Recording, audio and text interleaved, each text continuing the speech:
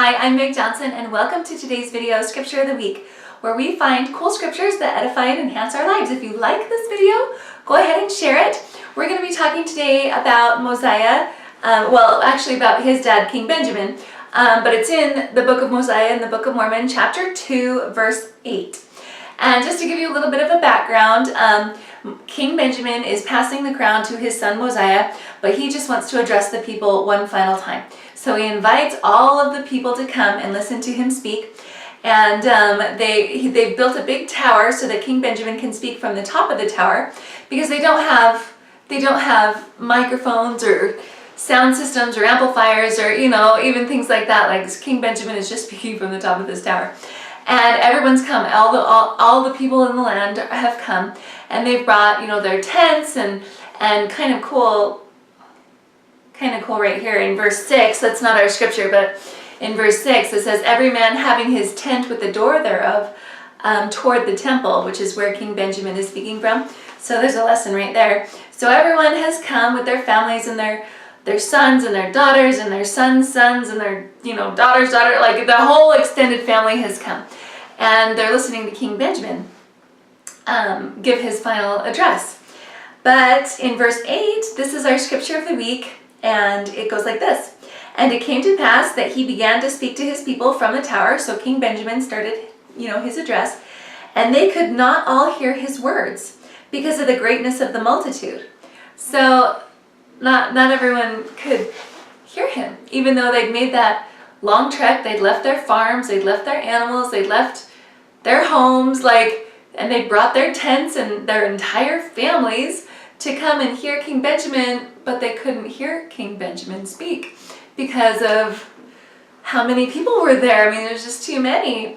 And so, they problem solved. Therefore, King Benjamin caused that the words which he should speak should be written and sent forth among those who were not under the sound of his voice, that they might also receive his words. And so they wrote everything down and sent it out. And it made me think, I came across this scripture as I was doing my own personal scripture study recently. And it made me think of being a young mom. I mean, and I am a young mom, and it's hard to go to church with young children, because when you go to church with young kids, I mean, they're talking and they're wiggling and they want water and they want snacks and they want to play and they don't want to sit there for, a long time and listen to this preaching and this prophesying, like this church stuff. It's a little bit hard for kids. And I struggled a little bit at first because my husband and I were back row people.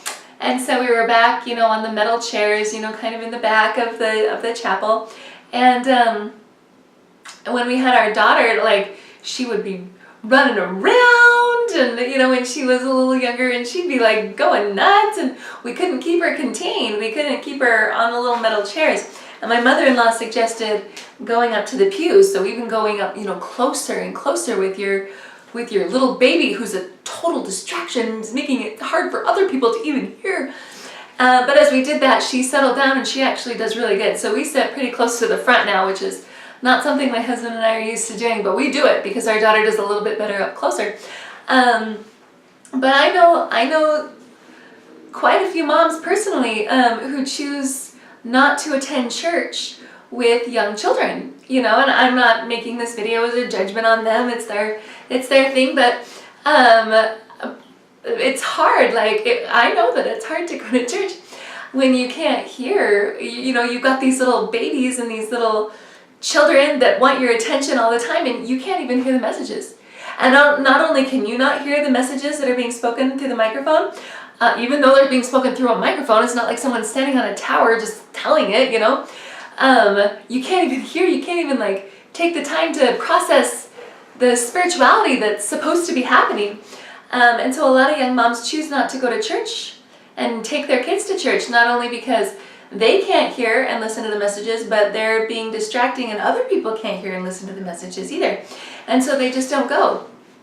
And I think that maybe they need to if maybe this is something that you've been tempted to do also, maybe Mosiah 2 is the scripture chapter for you, where these people are setting such great examples where they would come with their whole families and their tents, leaving behind their whole farms and animals and everything so that they could hear King Benjamin, even though they can't hear King Benjamin and they have to read what's been written later. Like everything's being written down, then it'll be passed around and stuff, and that's not like they have a copy machine in their church temple library there. I mean, they had to do it by hand.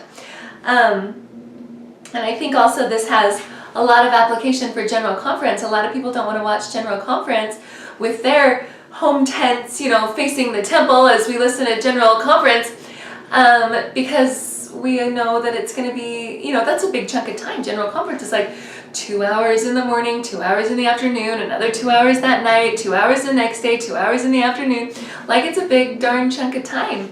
And we don't really want to take that time to listen to General Conference because it's going to be rebroadcast. Like, it's not rebroadcast, but we can find it online. We can watch, the talks later. We can skip past the songs. We can skip past the boring part, whatever we want to do, we can just watch it later. Why should we take the time to set up our whole families, even our kids who aren't going to listen anyway, and we have to come up with activities, color the prophet's tie, like, let's play General Conference, tic-tac-toe.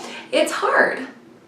It's hard to take your whole families, set them up in front of the TV with, the metaphorical tent facing the temple. That's hard. But I think that we can take we can just see this example in the Book of Mormon with the people of King Benjamin and their willingness to come with their whole families, their whole extended families, leave their farms, leave their work, leave everything behind, and bring everybody and set their tent toward the temple, even though they might not hear the messages right away. They're going to try and strain their ears and do the very best they can. And even if they can't hear what King Benjamin is saying, they can at least see him talking and know that this came from his mouth. So I would challenge you to, instead of making excuses to not attend church or to not watch General Conference when it's broadcast the first time, but to find, there's excuses when we can't go, obviously, when we're sick or, whatever. But instead of finding those excuses for why we can't, let's follow the example of King Benjamin's people and make excuses to do it. Make excuses to go to church. I'm going to go to church. I'm sorry if my child is distracting, but we're all just doing our best to listen to the messages and be spiritually edified. I know that as we do this, that we will be blessed just like King Benjamin's people were so blessed. So this is our scripture of the week, Mosiah 2, verse 8. And that whole, chunk of scripture is phenomenal. Up until, after verse 8 is wonderful too, when King Benjamin really gets into his address. But just verse 1 through verse 8, what a great example that they've set for us. Maybe I'll read it to you just in closing. I'll just read a little piece of this. Okay, King Benjamin, after Mosiah had done as his father had commanded him and had made a proclamation throughout all the land, that the people gathered themselves together throughout all the land, that they might go up to the temple to hear the words which King Benjamin should speak unto them. And there were a great number, even so many that they did not number them, for they had multiplied exceedingly and waxed great in the land.